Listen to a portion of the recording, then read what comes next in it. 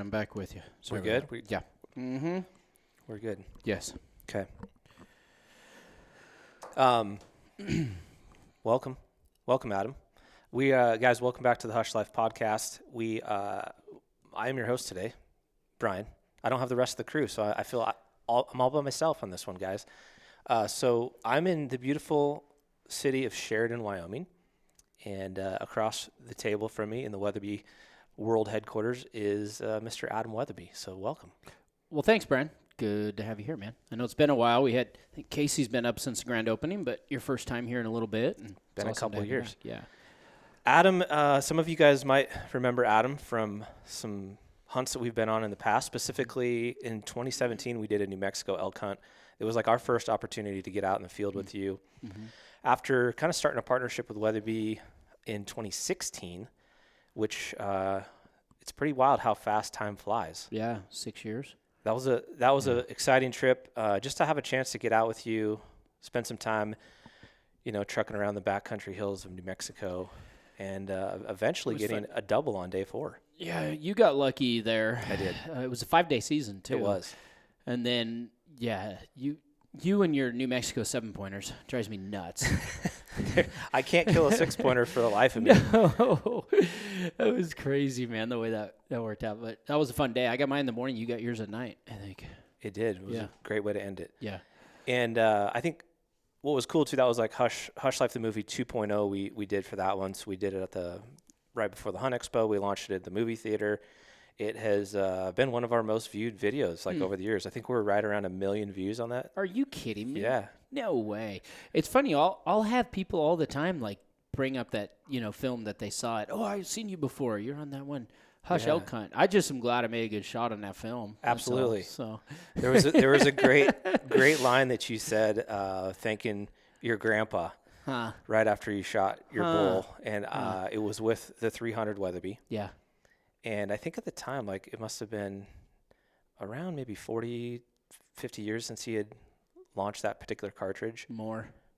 Yeah. Okay. Yeah, because it was in the 40s. Ah, yes. Yeah. Maybe that's what the quote was. You had a good quote there that was kind of good. Mm. But I think what I'm curious about is, and I think a lot of listeners would be interested in, is what it's been like for you, now a third generation owner of the Wetherby brand. And I mean, I was listening to a podcast on the drive out here, the Jocko podcast. I know you know Jocko. Yeah. He had a guest on who the guy owns a large private equity company, goes out and buys other companies, specifically in kind of like the service, blue collar entities. And one of the things he noticed in his years of doing this, and super successful guy, was when he acquires businesses that were created by the original founder, second generation only has a 30% success rate of that business continuing. And when you get to the third generation, the success rate drops to only 12% of businesses continue. Yeah. I thought that was a really interesting point, which you being a third generation owner now. Beat the odds. You guys are beating the odds. Yeah, no, I've read those same stats and different books on it, and everything. And that's what I always joke about. I'm like, well, my dad and grandpa laid out a great foundation. I got to just not burn the thing down, right? And it's it's an incredible foundation, I think, that was started. And I think what my grandpa did, and it was really in like the first 15 years, I would say, like especially the 1950s. We started in 1945. And he did for a brand before the onset of the internet and social media and different things so much that after that first 10 to 15 years, it was a world-renowned, prestigious rifle and ammo brand. People knew who my grandpa was, knew the brand. And then it was like on those first 15 years that the rest just really built. And so he was able to, he was a marketing genius. And that's the thing about my grandpa. He was a marketing genius, but he also was an innovator, a tinkerer, wildcatter, making these new cartridges. And so he was a combination of those things. Like I always say, like my brother, he makes custom knives. He makes stuff. I can't make stuff, but he makes amazing custom knives. I could sell them, market them. I could talk about, I could use them. I could, the business part, team development, all those kind of things. Like I'm passionate about that. My grandpa was kind of like my brother and I together. Yeah. Where he had the people part of him and that sales and marketing element, but then had the builder part too. And because of that and the people he met, the people he rubbed shoulders with out in California at the time, John Wayne, Roy Rogers, all those guys, being the only guy on the West Coast basically that was doing, major kind of, gun company at the time. So he really kind of owned that area and that kind of spot of the globe and used that. And so it's crazy to see how it got developed and, just how known that name got in such a short period of time, especially obviously before media as we know it today. Right. So. Walk us back through when you were young and what it was like interacting around the family business and what you kind of recall in the early days. Yeah. I mean, my grandpa passed away when I was 12 in 1988. And so him and he wasn't that healthy in his last years either. So, I have a lot of memories more with my dad in the business, obviously, and in hunting as well, because my grandpa wasn't really fit or healthy to hunt when I got into hunting. And then, of course, he passed away. And so, it was more, less even the products and the hunting and more just the name recognition. I remember as a kid that just kind of, to me, it was just like, I don't know, I thought everybody's grandpa and dad had, African animals all over the wall and guns laying around the house. Like, it's just kind of the way I grew up, and so, but obviously then the older I got, I realized, oh, this is actually not like every other kid. When I go to their house, they don't have like an elephant foot wastebasket in their office like my grandpa did. Like, this is weird, And so, certainly kind of growing up in that environment, it was definitely unique and it was, but it was part of who we are. And because obviously it was my dad's dad, it's our last name, just the name was recognizable. And that's probably the main thing, is kind of an early childhood. And then, of course, as I got more into my teenage years and got more into outdoors and those things, then it changed, where it was truly something that I was, oh, wow, this is pretty cool. This is fun. When did you start working within the business and what did that look like? Sure. Yeah, my kids started working when they were real young, unofficially, off the record, of course, like all family businesses. My dad had moved when I was in about 8th grade. We moved from Southern California up to the Central Coast, and it wasn't until 5 years later that the business moved. That's about a 4-hour drive. So my dad actually commuted for years down there, and his goal was to get the business out, but due to a lot of reasons, it ended up taking him a lot longer than he thought. He thought it was going to be a year, and it was 5. And so, like, when I was in high school, the business wasn't located where we were. And so my dad would commute down to L.A. every week, and he was down in L.A. and said, I'm getting my family out of here, and the business will follow. And then just timing didn't work out for him. So for me, I didn't then. I basically started working with the company when I was 19. I was in college. So I got married young. I got married at 19 and ended up finishing college on the side and working on the side. And, Brenda and I both did that. And so really started working that, like, kind of that first 3 years when I was 19 to like 22, was doing everything from customer service to a little bit of sales, a little bit of marketing, trade shows, answering the phone, having upset customers yell at me, work tech support with Dean Rumbaugh, who worked for us for 57 years just to learn from Dean. I know you remember Dean. I do, yeah. So, so kind of started into it then. And then obviously, first time you go out to trade shows and get out in the world, you start to really figure out, like, hey, what is the customer perception of this brand? Yeah. And what does that really mean? Back in those early days when you were just kind of getting your feet wet in the business, did you have any long-term aspirations that you thought, like, one day, like, this is something I would like to do, is continue the family business? Or was it like, this is just my family's business, I got to work here right now? I think it starts out like that. Our kids are now 19 and 20, and, people ask them and they ask us. And I think back to when I was 19 and 20, and, what we try to do is not obviously force them. And my dad certainly didn't do that for me, where they're going to do a heck of a lot better job if it's something they're passionate about and want to do. And sure. So those first few years, I was just trying to figure out, I was newly married. I was like going to work every day. I was trying to finish college on the side. It was like, I didn't know what the heck I wanted to do, honestly. And so, I think as Brian, part of my story was then when I was 22 or 23, I went into full-time ministry and left working at Wetherby full-time and went into the church world and did that because that's what my heart was beating for, what I was really passionate about. I was a youth pastor for a long time and loved seeing just young people's lives turned around and given direction. And so went into that for a number of years. And so I think it's healthy when a multi-generational family business, when a kid can go. It doesn't always work out, but where they can go, whether intentionally or unintentionally, go do something else. Sure. And so, obviously, I mean, I even have degrees in theology, and I'm running a gun business, so it's kind of funny. God's got a sense of humor, but it was working with people. It's leading teams. It's communicating. It's casting a vision. It's collaborating. Those are things, that I knew that were my skill sets and natural giftings, if you would, that had been in those areas.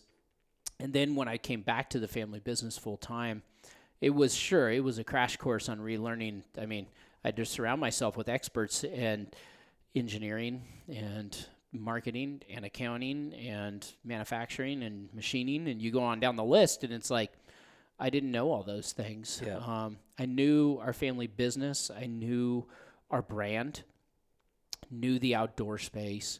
But the nuts and bolts, it's hard. Manufacturing's hard. It's hard work. Yeah, absolutely. It is not for the faint of heart. We went through a tour down there today, and it's not easy. I mean, there's a lot of people doing a lot of things and a lot of machines with a lot of tools. There's everything from safety to constant supply, to costing, supply chain issues, especially these days. You can have scrap. I mean, it's a complicated thing to make something out of a bunch of nothing, or a bunch of raw components. Yeah. And, I often say, man, there's certainly harder and easier things to make. Being in the gun space, like, you're dealing highly regulatory, item, a whole lot of parts that go into it, an item that's very dangerous by intent. Yeah. And so, it's it's not for the faint of heart. It's not like we're making toilet paper. Exactly. It's So when you jump back into the family business, how many years was it until you felt like you really had a grasp of all the components of the business? And obviously you had some great mentors and people that have worked for the company forever that probably helped you digest all these different components of the business. Yeah. It was probably about 3 years. 3 years, yeah. 2 to 3 years. Yeah. I thought it was going to be a heck of a lot quicker. Yeah. Honestly. Probably like most dudes jumping I got this. Yeah. And there's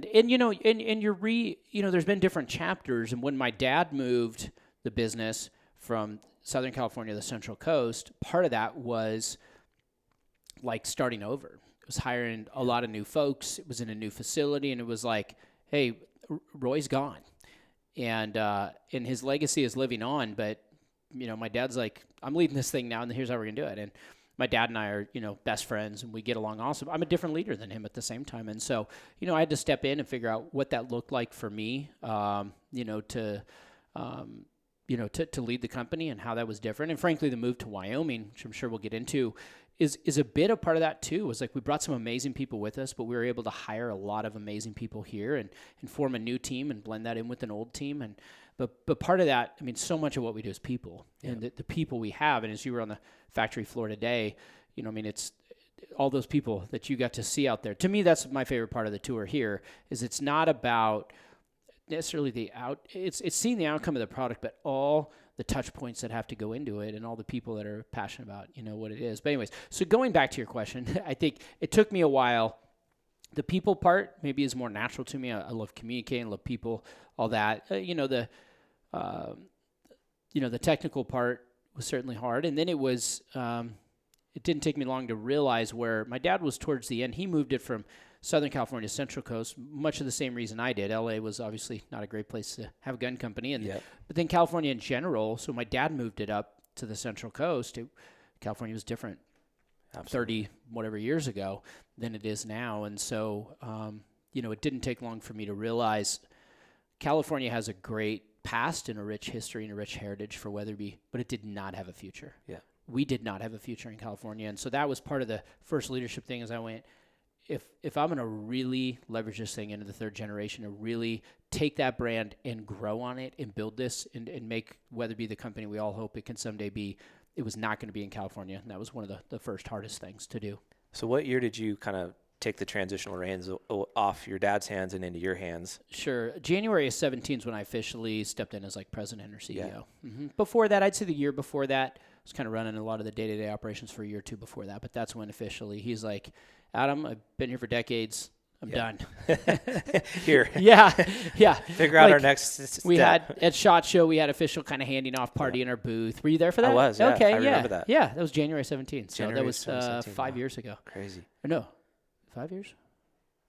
Yeah, 5 years. Feels like 20. I can imagine. That was pre-move. When you took over the reins in 2017, January, did you already have plans? Was it already working to try to figure out where's our next home? Yeah.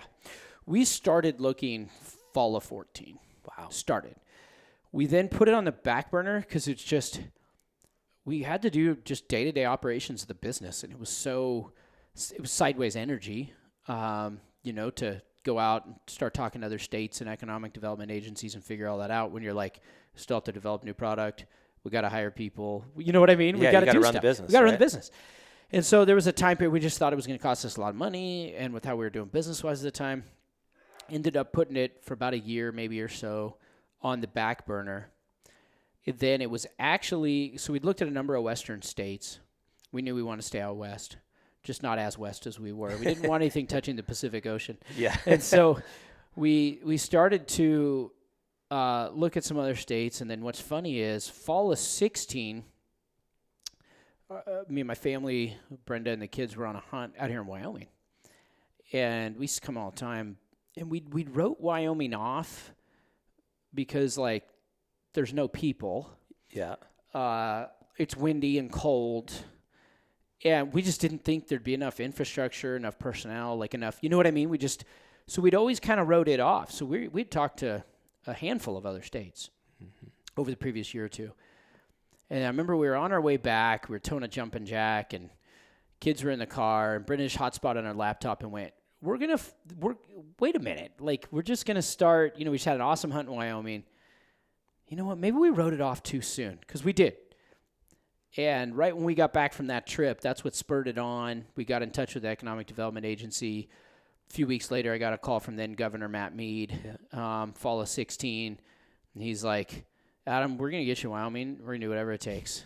We're gonna make new laws if we have to get you here. Whatever it's going to do, we're going to get you here. And it just started on a trajectory at that point to get us here pretty hard. Yeah. So the total timeline there from kind of the initial conversation until actually opening ceremonies. Yeah, crazy. So fall of 16, we talked. I remember he was on a quail hunt. I was on a business hunt. I remember we talked on the phone the first time. Fall of 16, I can't remember the month, maybe November or October. We met at that same SHOT Show when we did the handing off, January 17. We really met with him and his economic development team. Brenda and I came out here May of 17, and we did a got to ride around the state jet. It was kind of cool. That's cool. Got to, we visited multiple communities out here, middle of 17. And then it was during that trip that our heart was pulled to Sheridan, Wyoming. Part of it might have been because we were in Laramie, and it snowed 18 inches. And the 2 days we were in Sheridan, and the birds were chirping, it was green and 65. But a number of reasons, Sheridan worked out for us. But and Laramie's a great place too. Sure. But we just love Sheridan. And so that was May of 17.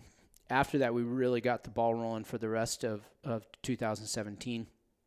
And then there were some grants and different things the state was going to have to do that had to go through some things. But again, here I was used to California, regulatory environment. I thought, gosh, this is going to take years. Pretty much a 17 trucked on. Remember, there was a call, and we were on with the head of the Economic Development Agency here, and it was like, wait, okay, so if we do this and we push this through, and we give you guys from an incentive package what we say we're going to do, are you guys 100% in? And we were on speakerphone. I remember my office, my dad's old office in Paso, and we looked at each other, and it was this pause, because we'd never really asked each other that. When you talk about different things as a couple or whatever, and it was a pause, and we looked, and we just nodded at each other, and I'm like, yeah, we're doing this. If you guys come through, we're doing this. Yeah. And so we told them. It's probably mid-17.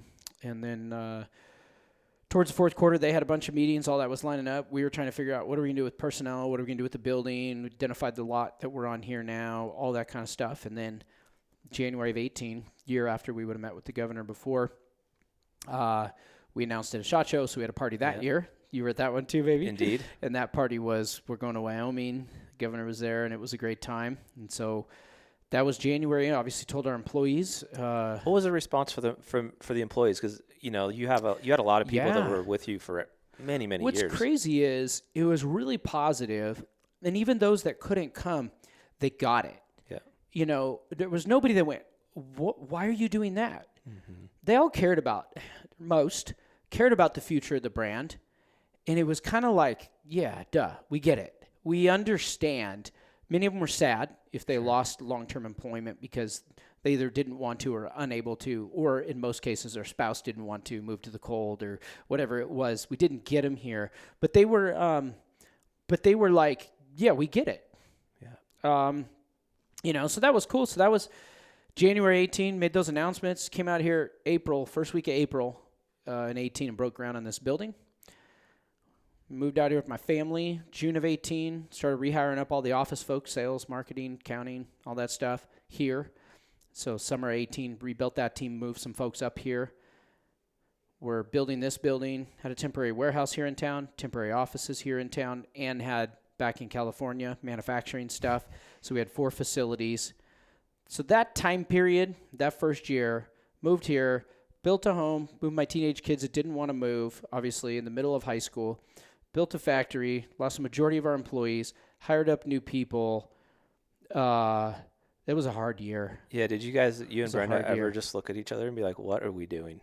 Almost every day that year. Almost every day. It just seems overwhelming, just the complexity of moving an entire company and trying to restart just moving out of state, like as a family. Oh, man. It's hard. And just again, having to continue to run the business. It's not like you can just hit pause and be like, hey, sorry, guys, we're going to be moving. We're off for a year. We were having to get temp employees back in California because how are you going to, when people start leaving, you can't rehire full-time people when they're like, it's not a career anymore because they have to move.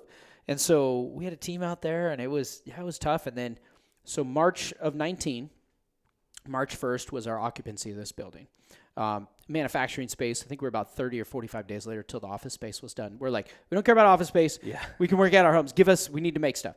And so the last part of February, we'd actually sent a bunch of new employees here that we hired in Sheridan for several weeks out to Paso in California to train with a lot of our older folks on our equipment that was there, so we'd have the least amount of downtime, right? Because we had guns on back order, to get out the door to customers. So then end of February, our employees from California got in moving trucks. We had semi after semi show up and get all our equipment, which is supposed to be plug and play here. Never quite as easy as that. Yeah. It all got here, and then March 1st of 2019, Brenda was out in California saying goodbye to all the employees and closing well and ending well with a lot of good employees on the same exact day. I was out here on our completely empty shop floor with semis literally backing up with the first equipment, giving the troops here kind of a rah-rah, let's do this, and start unloading the trucks type of day. And that was March 1st. Then we had our grand opening June 1st of 19, which we just celebrated 3 years, or are going to be celebrating 3 years. Yeah, coming up here soon. Crazy. So, that was the move. I wouldn't wish upon my worst enemy. Yeah. But here we are 3 years later. We've doubled our head count, doubled our revenue. We got some cool new products. We got an amazing team.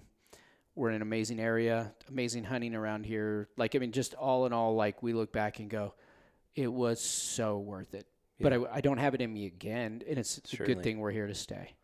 What was your biggest kind of takeaway from that whole experience? Maybe learning lesson or something that just really resonates now that you can reflect back on it? It's the same, an entrepreneur, a business owner, and those people know. Doing hard things, pays off. Yeah. And we knew it during the time.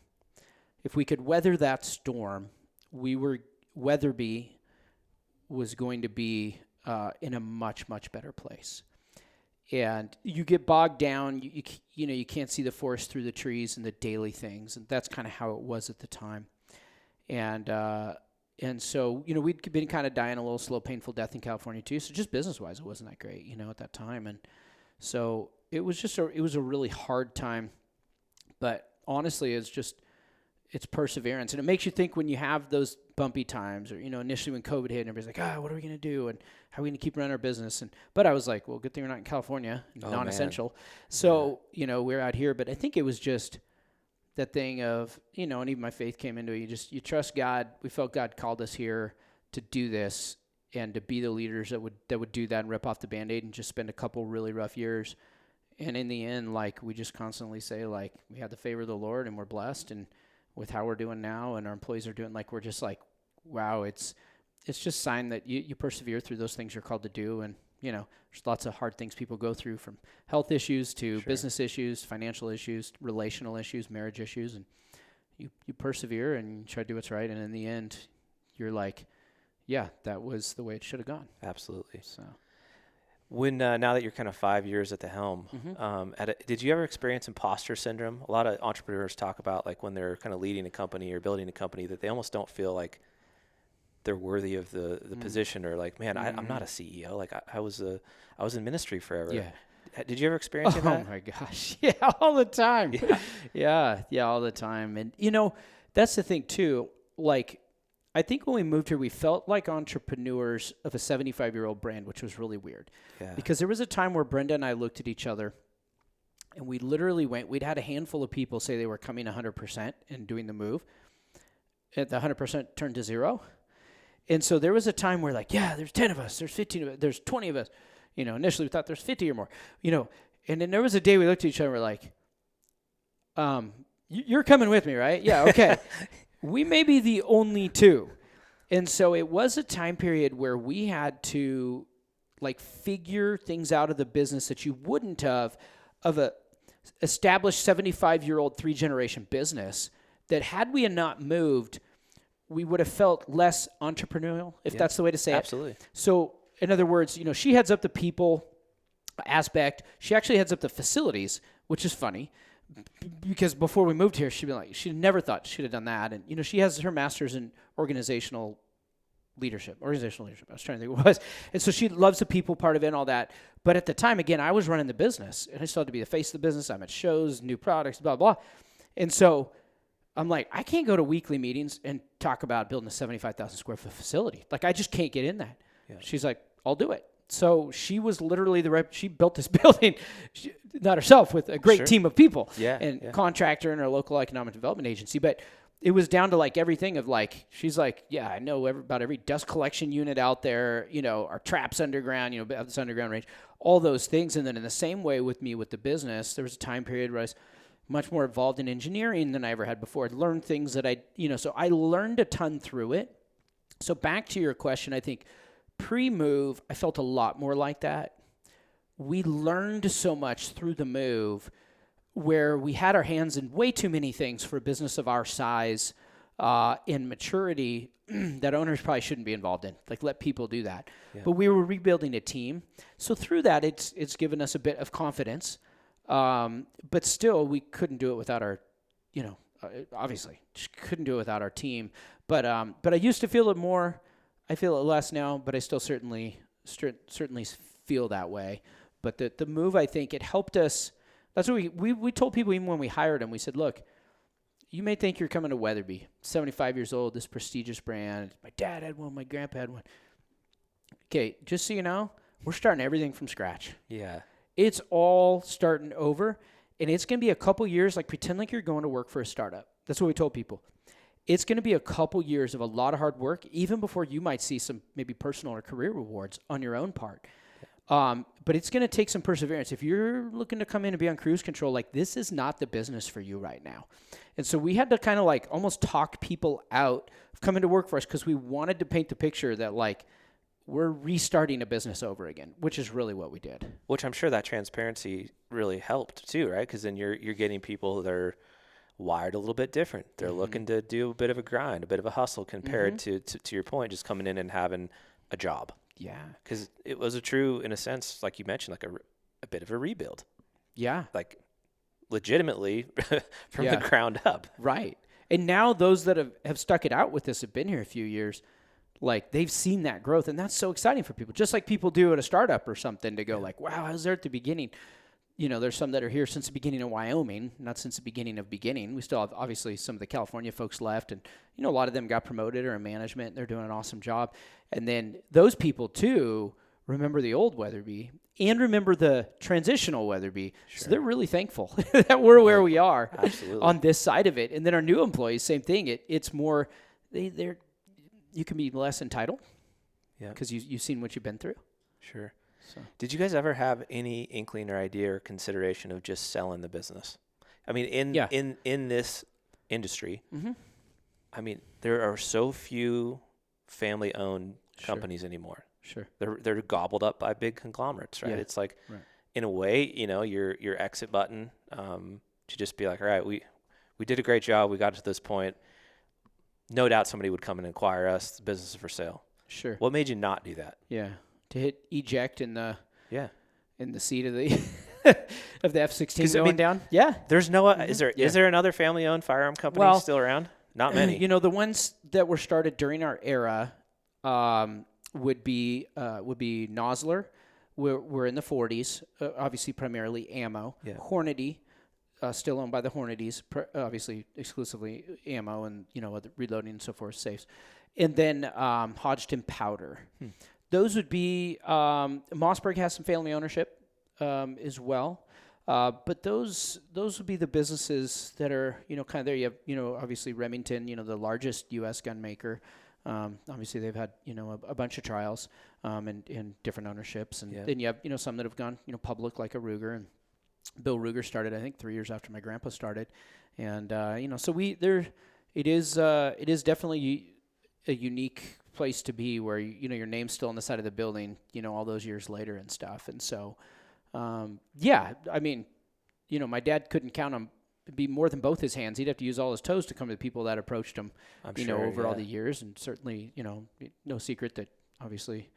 I get calls too. Yep. I mean, that's just what happens. Absolutely. In a business, especially when you're growing, or when you're not growing. People want to pick you up when you're down, too. But to be honest, it's right now, it's our passion, Brenda and I, and what's going on in the business and the growth, and seeing the potential of the brand, and really feeling like in being in Wyoming, we've taken a little bit of the handcuffs off. We're in California. We had so many obstacles and hurdles and, cost setbacks and all those things. But at the end, when you go into a gun shop and see us next to one of our competitors, the consumer doesn't care. They're not that they don't care. They don't know. They're like, why is the Wetherby more? Well, I'll sit down and tell you for an hour and a half why it's more. Well, that was a choice that we made to leave that. And so in a sense, it freed us. Sure. And, in moving to Wyoming, we truly feel freedom. We really do. Little shout out for Wyoming. Absolutely. And in feeling that and understanding that, having a new facility with new people in a new location, it's just so exciting to see the brand momentum right now in what's happening. That's what drives us. And so certain days are hard. No doubt. Leading any business is hard. Leading a gun manufacturing business might be especially hard, but everybody'd say that about whatever they're leading, because I understand that. It's tough. But the reward at the end of it, and I'm not talking about financial reward, I'm just talking about knowing it's a 77-year-old family business that's really grown into those big shoes is just fun. Yeah. It is the next generation. We partner with folks like you guys, and when we did, it's like this, at the time, a 70-year-old business with these new YouTuber dudes out of Utah and Idaho, whatever. We're like, wait, is that a fit? Shouldn't they be with some new startup? And that's what's been fun is kind of the new flavor and the new stuff. And folks like you guys have really helped us, with that identity of knowing Wetherby isn't just your grandpa's gun.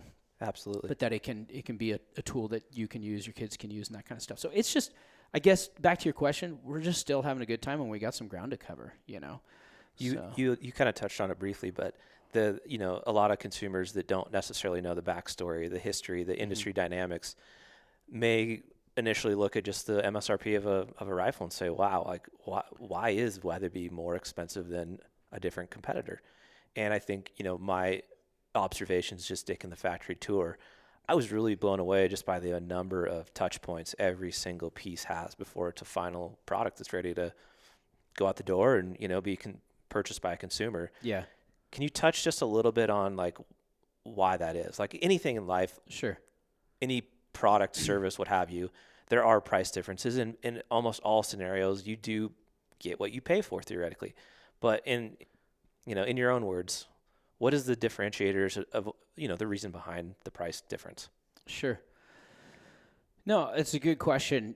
We've always been known as kind of a premium top shelf, product, firearms and ammo. And obviously we do have different, we have shotguns where you can enter it more, in rifles, both with our Vanguard or say our Element shotgun that are in that, slightly above maybe $500, $700 range, and you can get into it. Then we got custom stuff upwards of, $5,000. Yeah. We're known for the more expensive stuff. I think you asked earlier about the volume, and we sell a whole lot more Vanguards than we do Mark Vs. Our Vanguard selling point, at retail would be $500 to $1,000, and it's probably more now. I don't know. Tough for me to keep up with inflation lately. Absolutely. And then, Mark V starts after that and goes up from there. We obviously sell a lot more at that lower price point, but when you get to more like the Mark Vs, it is, I think the sweet spot for us of what we found in really a lot of things growing in the custom gun world market is we tend to do really well in a lot of production-like features. And even as you talked about hand type of stuff, right? You saw today, whether it be hand painting, stocks, hand polishing barrels, hand spraying Cerakote. So we try to give, really custom features at kind of an upper level production price is where a lot of our sweet spot is in our Mark Vs, and that's what people realize is. And I remember a couple years ago we were at a show, a consumer show, and a guy came in, and I think it was Wild Sheep Show maybe, and he was taking a look at one of our new rifles. It was like $3,000 rifle. I mean, it was top shelf rifle, for Mark V. It was at our upper end, and he goes, "Man, this is awesome. It's got these features and that, and it's got all these features. Wait, it's only $3,000? Yeah." He goes, "I'll be right back." I'm like, "Where are you going to go?" He's like, "I'm going to cancel the rifle I just ordered in that booth over there. That's 3 times as much money because this one seems like it's going to do everything that can do, maybe more." He literally goes and cancels it and comes back and places an order for one of ours. And I think that that's a sweet spot for us, that we can be that top shelf product. There's $5,000 plus rifles out there that guys are building these custom things. And there are things that they're going to offer that, sure, there's a different set of expectations, quarter MOA, eighth MOA, 16th. I'm joking, but, these guys have these huge expectations. We can't promise them that, but we can promise them it's going to be more than that entry-level product. And so I think through that, it's going to cost more as it isn't just a giant machine that's just cranking out all these products, but it like you saw today and experienced, that does just cost more to do it the way that we're doing it. And obviously overseas you can get stuff done cheaper, and we do some importing and some stuff here, and the price point reflects, U.S. manufacturing is awesome. It costs a little bit more, and at times it does make sense to import for us, and at times it makes sense to do it here. Or, you take there's other manufacturers that, do the same things where maybe their top shelf product is here, and if customers want to pay for it, they will. And yet sometimes we can get some things done overseas that still are up to our standard and our quality. That's going to be more affordable. Yeah, going to see that. But for folks that maybe aren't as familiar with like the kind of the history of Weatherby and really the differentiator on the cartridge side of the world, can you just speak to a little bit about that? Yeah, I mean, we started as a cartridge company first and foremost. It was actually my grandpa's craze for high velocity, and that's how we started with speed, period. He went on a hunt in the early 40s, injured an animal in Utah, and like a mule deer, and he just said, this shouldn't be. It was actually like ethics that drove him towards it. You hear that, entrepreneur books and starting things. It's like, what is that thing that led him to it? That's not just the product or not just business, but that's what drove him to it. Is like, and I'll bet if that bullet was moving faster, it'd have provided more energy. And I bet we wouldn't be tracking that animal all night and losing him. Yeah.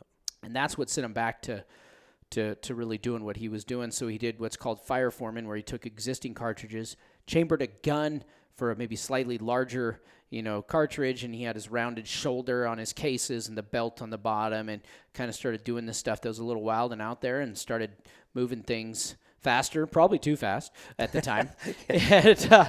And then pretty soon he was started to get some notoriety, and wrote some letters to editor magazines. Sports Afield put him in one of the letters to editor section, and people were like, who is this Roy Wetherby, this high velocity crazy guy? And then he started chambering rifles, didn't have an action at the time, Mauser actions and things, and chambering them in his 300 Wetherby, 270 Wetherby, 257 at the time. And, you know, it was the fastest 30 cal, fastest 25. And so here we are today. We have 15 Wetherby Magnum cartridges.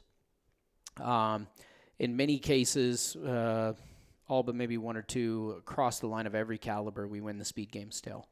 And so and many times we have to we beat ourselves. So we come out with one and then come out with one faster. And so, you know, with that, sure, there's a little more premiums, a little more gunpowder goes into it, customization to get it to where it is from an ammo standpoint. But we often say nothing shoots flatter, hits harder, you know, than a Wetherby. And you know, there's a lot of long-range stuff where guys are shooting and plinking steel, which I think is fun. I think there is an ethics part when it does come to the animal and providing for a quicker, humane kill. And I think more velocity and more energy gives you a little more margin for error. Moving some of the bullets as slow as people are and as far out as they are, there's just not a lot of margin for error on where you're hitting them. When you're talking wind, the faster a cartridge is going, the less drop it's going to have and the less wind drift it's going to have.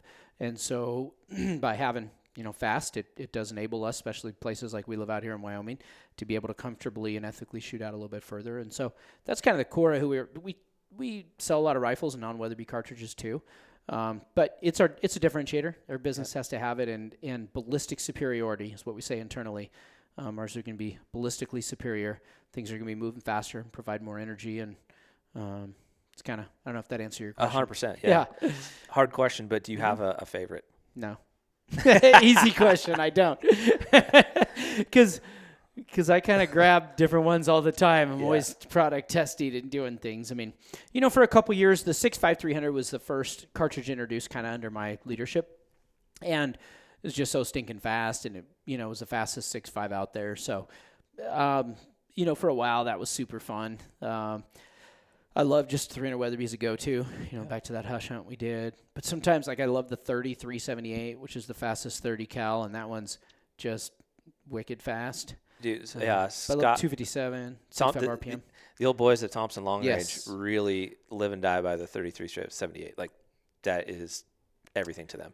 And to your point earlier, talking about, like, the components of, like, the velocity and the energy, you know, they walk us through, and we've shot with them before, kind of the ballistic charts and looking at where they think is an ethical distance to kill to. And the 3378 really kind of pushes the distance for them based on the energy and the velocity and what they think will just basically shut down the nervous system of an animal with that margin for error you talked about of not maybe having a perfect hit in the lungs or something like that. Yeah, that's Mark Thompson that does Thompson Long Range out of Logan, Utah. I mean, that's his – it's funny because, you know, we don't pay him to teach that course. Yeah. But his whole course is like on Wetherby Magnum cartridges, and he loves the 3378. He loves it. He loves it. What he loves even more is comparing and contrasting that to other different ones and just showing like, hey, you know, if you shot, let's like a standard 270, you know, your effective kill range would really only be like 500 yards versus the 3378. We feel comfortable out to like, I think it was 1200 or something, which is a long ways, right? But just based on you gotta be able to hit your target, but from an energy standpoint. Correct. Yeah. I think he says, shoot, I'm saying on podcasts I never quote numbers, but I think he says 1,200 foot-pounds of energy and 1,800 feet per second. That sounds right. It's either 13 and 18 or 12 and 18. Yeah, I think is what they live by. 12 and 18, Yeah. So super interesting. Those guys are definitely dialed. Yeah. You talked the last 3 years, obviously things have gone great since you opened up here. What are you most excited about for the coming year or 3? Sure. There are things I can't talk about. I'm sure there's top secret stuff locked in the vault. No, we got, you know, we're focused this year on a lot of efficiencies here in manufacturing, and just, you know, as we're growing, you can grow a little too fast, and we've grown a lot the last 3 years, and in this year we're really trying to keep up with demand. I mean, this last year we've had new products that we've shelved because, you know, we want to be able to deliver ammo to customers that want it for their guns they already have, and, you know, different things like that. So we're really trying to up our production, invest in capital to do that, to put in efficiency so we can crank out more stuff. And that's kind of, it doesn't sound as fun to people listening, but But it does if you're waiting for Weatherby product. Absolutely. And you want the lead times to go down. So we're really focusing on that internally while our engineering and new product development team are working on a lot of new products. 23 is going to be a good new product introduction year for us. And to be honest, we're 22. It's literally catch up and do a lot of things internally to really ramp up to be able to meet the demands that are out there. So those things excite me as a CEO of a business, being able to do that, ramp up production and make some cool investments and get more efficient. And in turn, it helps our business grow and helps, our customers, get their guns and all that kind of stuff. So is the outlook improving for those that are like curious about, ammo Sure. to you name it? Just kind of obviously the pandemic created a lot of challenges for so many businesses, Weatherby notwithstanding. So no, yeah, I mean we could do a 3-hour-long podcast where I talked about supply chain woes. Yeah. It would be the most depressing podcast ever. Yeah. And then everybody else that's trying to run a business, trying to get things, would go, me too. Yep. I've experienced that too. And so it has been real. I think even the supply chain and logistics, even just logistics from trucking to shipping, imports, customs, raw materials. Of course, we had, COVID shutdowns from suppliers and all those kind of things. And then just demand, like in the ammo part, I think what happened even in the hunting realm is you have, you're like, why would Weatherby ammo demand be so high? It's expensive and it's not handgun or AR ammo. Yeah. So why in the world? But what happened was we often follow those trends. We're in the same industry. It's in the same gun shops and things happen. And pretty soon, people started going, they've been hunting for 20 years with their 300 Weatherby, and they go show up for hunting season, and they're out. That creates fear for the hunter and go, I don't ever want to be out. Yeah. So then he goes back to the gun shop 3-4 times. The first time he sees it there, he might only used to be a 2 or 3 box guy. Yeah. I sight it in, I go hunting. Guess what? If there's 8 to 10 boxes on that shelf, he's not telling his wife, but he's buying it, where he's like, I don't want that to happen again. Same thing happened, toilet paper and hand sanitizer and everything else. I don't know if that stopped. And so at a certain point, it's got to. But what happened is, and that's what, people say, when's it going to stop? I'm like, I don't know. You tell me. You're the ones buying all this stuff and hoarding it. Yeah. And so when is it, going to stop, and when is that demand going to go down? I think we've seen it more on the self-defense side, on tactical side on the ammo, and those things start to fill up. And then now the hunting cartridges and projectiles are really backed up and really out there. I'll be honest with you. We have projectiles on order from certain suppliers that have a 24 delivery date. And we're sitting here spring of 22. Unbelievable. So I know that doesn't give a lot of hope, but we are freeing up where we are getting, the 4 components, a cartridge, a projectile, the powder, and the primer this year by far more than last year. So one of the big questions is, when is it going to saturate out there at the retail level? When are our shelves going to finally get to a healthy point where it's not, there's 5 boxes, I'm buying it. There's 10 boxes, I'm buying it. So that's going to be kind of what dictates it. So I think through 22, it's probably in the hunting category, and in certain things it's still going to probably be a little bit scarce. I think it will be better than last year. Sure. We're able to get way more and load way more than we ever have. Or than we did last year. So it's going to be getting better, but I don't think it's going to be, quote, normal for a while still. Yeah. In that, but. Well, at least there is hope. I know there's a good amount of 257 rolling off the supply chain line. You saw them morning, today, which is hopeful. Yeah, people think there's no ammo. It's like every day we'll ship stuff, and it's like I don't know where it's going. But we ship stuff out our door every day. I don't know where it's going. It's going in bunkers or garages. For sure. I was just at a retailer just 2 days ago, and it's still real scarce. Yeah. Mm-hmm. Across the board, even like shotgun shells, you name it. Like everything. What we're telling a lot of customers too is there's a lot of people that they found a bullet in a cartridge that worked. Let's say you buy factory stuff or even hand loads. And okay, I'm a 180 Accubon guy. I'm a 180. Let's say you're 300 Weatherby, 180 Nosler Accubon factory guy. 180 Accubons in general from Nosler have been one of our hardest to get bullets. Yeah. Okay, we just haven't got a fair amount of delivery. There are other bullets out there that are bonded bullets with similar construction. We've been loading a lot of Swift Scirocco. Well, what's Swift Scirocco? It's a very similar bullet. We've used it a lot. It's inherently very accurate in our cartridges. And the terminal performance is outstanding, much like people would come to expect out of an AccuBond. Consistency's there. Swift is a great name. So we're able to get those bullets quicker. So we're loading them and introing them. Now, we got nozzler AccuBonds on back order, and some customers, I got to wait for that. What we're telling people is, if you can, in a similar construction bullet, we're doing it, that's one example. Yep.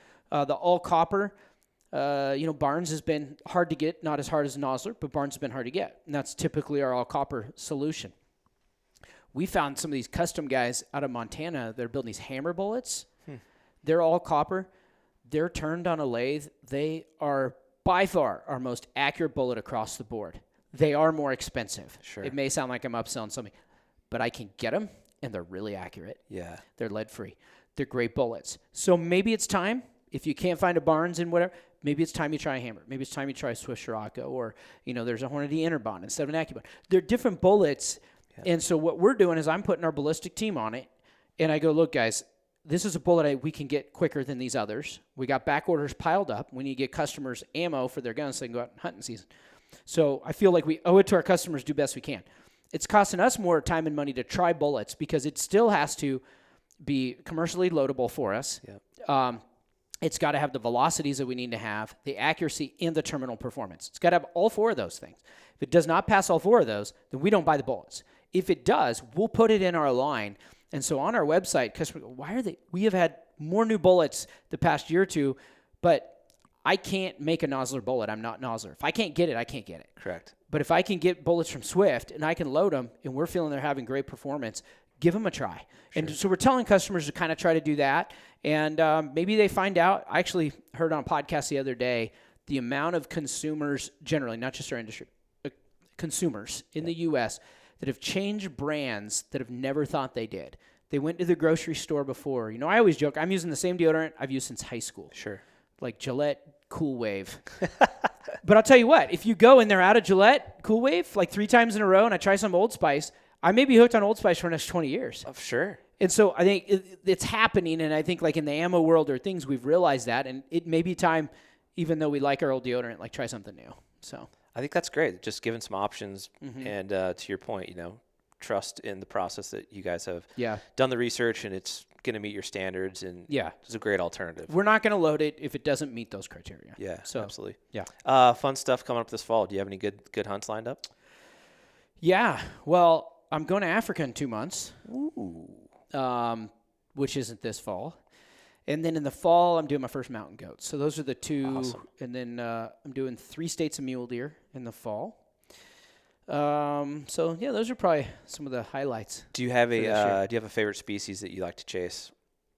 You've obviously had a chance to chase a lot of them. Yeah. In different environments, different settings. Any of them stand out that I really? Well, I'd love to draw more sheep tags. Yeah. I've had the opportunity of hunting 2 sheep. Yeah. But in fact, I hunted one bighorn I drew the year that I drew the New Mexico bull tag. I went and hunted with you. Yeah. It was that same year that I drew Oregon tag. But I'd say I love hunting sheep, but I've only done it twice. Sure. Which is great. As far as things I can get, the last couple of years I've really been enjoying mule deer here in Wyoming. Yeah. It's been really fun. I always hesitate in saying this. Don't move to Wyoming. The hunting sucks here. But as a resident of General Tag, I shot, over a 30-inch wide buck 2 years in a row. You had to work for it, and sure. No people or no spots or no places, but public land. So there's some, some of that great stuff, here. So I've really been enjoying that the last couple of years. So I think being a resident in the states of Wyoming, Montana, and Idaho are pretty dang desirable. Mm-hmm. Especially Montana. I'd recommend Montana. See, I'm already a resident. I've been here a few years, as everybody does, right? You have to, right? Locals only. Yeah, I'd probably go to Idaho. They're pretty good too. So. It's true, though. Utah's great or whatever, but the opportunity just isn't the same comparatively speaking. Sure. No, it's totally true. Yeah. So the hunting, I think after being here, having to travel to go hunting before, and then now, I think just hunting in your backyard here and going and being able to scout, go out and take my kids out. Got Connor his first elk last year, my son. And, those things, that's been honestly just the most fun. Being here, getting general tags. We've got a couple good draws since we've been here, and then just a lot of general tags that we've been able to to get out. It's fun to do. Well, I turkey hunted on the way to work. I was just going to say, I literally pulled up in the parking lot this morning, and you and Brenda were jumping out of your car, full camo, shotgun in hand. Right. Just was out chasing turkeys. Almost killed one this morning. Like, that's not I should terrible. have shot that Tom. Just branches were in the way. But no, it's not. Just a before work deal. Show up in your camo. That's kind of the environment here. There's a lot of orange hats and a lot of comparing bucks in the parking lot in the fall. It's hard to approve everybody's vacation all fall because we still got to meet customer demand and make stuff. That's one of the biggest challenges. I noticed that there's a lot of, trophy shots on people's computer screensavers and whatnot, which you might not find in other types of environments. Right. Yeah. So, and then I'm actually, looking forward. So this will actually be my first African safari. I've been to Africa 4 times. Actually did a lot of missions work there. Yeah. And Brenda hunted there in 2016. My dad had gone on 2 safaris before he was 20. Yeah. And I've just been waiting for the right opportunity with the right people, and it came up, and actually just about a month ago. That's cool. So I'm putting together a last-minute hunt, building a couple kind of safari guns for it through the custom shop. Not in front of customers, of course. Sure. Waiting, but that's right, yeah. Right alongside them. So looking forward to that. There's going to be some like a free-range kudu stuff I'm going to do, and some fun plains game and stuff like that. So. Well, I just think it's cool because you obviously have a lot of opportunities. You know a lot of people in the industry. There's a lot of connections, the potential like with the family history and all the things. But I've always appreciated like what you and Brenda do as far as just getting after it and backcountry, public land, kind of hard, grinded out, tough, difficult type of hunts, which again, you have a lot of opportunities to do maybe some less difficult hunts, but you don't. Yeah, and that's what I've had such a passion for that, where like my grandpa's kind of testing grounds for products were Africa, and that's kind of how he made a name in the 50s, going over there and coming back, and he'd get these town hall meetings and let everybody know and show them his pictures, and he literally tested his bullets. You could shoot a lot of stuff over there in the 50s for not a lot of money. Right. And it was his testing of his cartridges, honestly, and he'd feed villages every time. Yeah. And I feel like for me, just that the backcountry has been more where I've been drawn. And just that, I don't know, the same hard work that we talked about doing the move here, that when I get out there and put in the hard work, maybe on a DIY public backcountry, said all the buzzwords, that when I do something like that, not that I don't turn my nose to anything else, and I do both, and I'm doing a couple outfitted hunts this year, and I'm doing a few backcountry DIY hunts, and I come to appreciate, both those. I think we've done far more of the kind of the DIY stuff since being in Wyoming, and going and kind of just really been able to scout and figure stuff out, which has been super fun.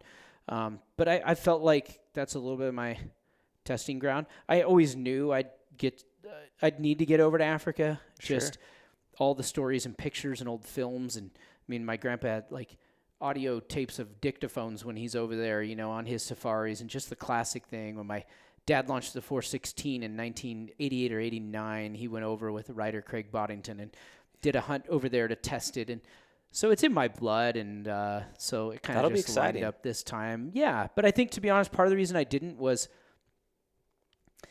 I didn't want to ride around the back of a Land Cruiser and just kind of start picking stuff off. Like I wanted a thing, and the guy I'm going with, it's like, this is legit, Adam. This is going to be as old school Africa as you can still get. And so I'm kind of excited about it. That'll be really cool. Just like the throwback style to kind of some of your grandfather's initial ways of going about it. Sure. And I think as hunters, you can get on both sides, where the public land guys can frown upon the other stuff. And it's like, I think there's a place for all that, and different things and stages of life, different people's health conditions, family, economic status, time. Yeah, there's just different times for different things. We've always been just supporters of any and all legal forms of hunting, right? Correct. Like let's embrace it. Let's celebrate each other. And if you do private land, if you had access or opportunity to it, I don't know a lot of people that would say no to that. No. I think there's also great pleasure in grinding out on a super difficult over-the-counter public land DIY hunt. But to say that one is better than the other, I think is unfortunate that a lot of hunters kind of get into. And we got to do a better job as a community just celebrating all forms of it. Yes. Yep. Yeah. If it's legal, ethical, then that's right.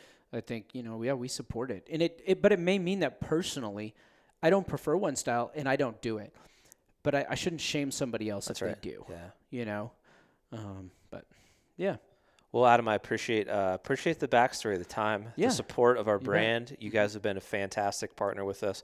We still feel like incredibly blessed to have a Hush Edition Vanguard rifle. It's fun with a company that has such history and legacy. And again, just like the support that you and the team have shown us over the years is fantastic, and really looking forward to what it continues to look like down the road. Absolutely. Well, just as we've grown, you guys have grown, and it's been fun to see and be a part of and learn from you guys, you know, in the space that you guys are in, you know, out there creating some good content and just real authentic content. And so it's been fun to be a part of. And yeah, I was thinking it's crazy. It's been 5 years since we went on that elk hunt. I used the Hush rifle. That was kind of right after we painted it up, I think the first time. That was the very first test run we did. And got it done. And so it's cool to be here 5 years later, kind of revamped and working with you guys. And who knows what the future will hold. But it's cool. You guys are still doing what you love, and we're still doing what we love, and it aligns in the middle. Absolutely, man. Waking up every day and doing something that you love is pretty powerful. It is. It's awesome. All right, guys. Thanks again for watching or tuning in, I should say. We're not filming this one. We're just recording it, but we appreciate the support. If you haven't already, give us a follow. Subscribe to the good outlets that we have, whether that's on YouTube, Instagram, and go check out Wetherby. Obviously, we're biased. We work with them, but I hope you appreciated Adam's story, his transparency, and the fact that they're a third-generation family business. And if you're considering buying a firearm, check them out. Well said, Brian. Well said. We'll wrap it up. Thanks, guys. See you next time. Thanks, everybody.